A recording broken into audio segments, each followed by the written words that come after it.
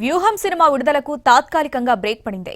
Censor board సర్టిఫికెట్ను రద్దు చేస్తూ తీర్పిచ్చిన తెలంగాణ హైకోర్టు జనవరి 11 వరకు సినిమా విడుదలను నిలుపుదల చేసింది. అటు ఏపీ హైకోర్టులో దాఖలైన కాంగ్రెస్ పిటిషన్పై ఇవాళ విచారణ జరగనుంది. రామ్ గోపాల్ వర్మ దర్శకత్వంలో తెరకెక్కిన వ్యూహం విడుదల కాకుండానే రాజకీయంగా ప్రకంపనలు రాజేసింది. ట్రైలర్తోనే తీవ్ర దుమారం రేపింది. ఈ సినిమా ఇవాళ థియేటర్లలో రిలీజ్ కావాల్సి ఉంది. అయితే తెలంగాణ హైకోర్టు తీర్పుతో విడుదలకు బ్రేక్ పడింది. పొలిటికల్ డ్రామా ఫిల్మ్గా తెరకెక్కిన వ్యూహం సినిమాకు దాసరి కిరణ్ కుమార్ నిర్మాత, అజ్మల్ అమీర్, మానస రాధాకృష్ణన్ ప్రధాన పాత్రల్లో నటించారు.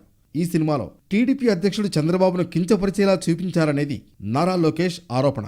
వ్యూహం సినిమా విడుదలను నిలిపివేయాలని, ఈ సినిమాకిచ్చిన సెన్సార్ సర్టిఫికెట్ను రద్దు చేయాలని కోరుతూ తెలంగాణ హైకోర్టులో లోకేష్ వేసిన పిటిషన్పై విచారణ జరిగింది. ఇరు వర్గాల వాదనలు విన్న హైకోర్టు ఈ సినిమాలో అభ్యంతరకర సన్నివేశాలున్నాయంటూ అభిప్రాయపడింది.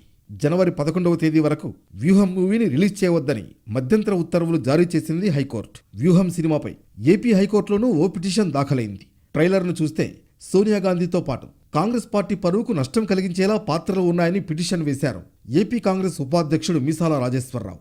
ఈ మూవీకి సెన్సార్ బోర్డు ఇచ్చిన సర్టిఫికెట్పై పునః సమీక్ష చేయాలని కోరారు. ఈ పిటిషన్పై ఇవాళ విచారణ చేపట్టనుంది ఏపీ హైకోర్టు.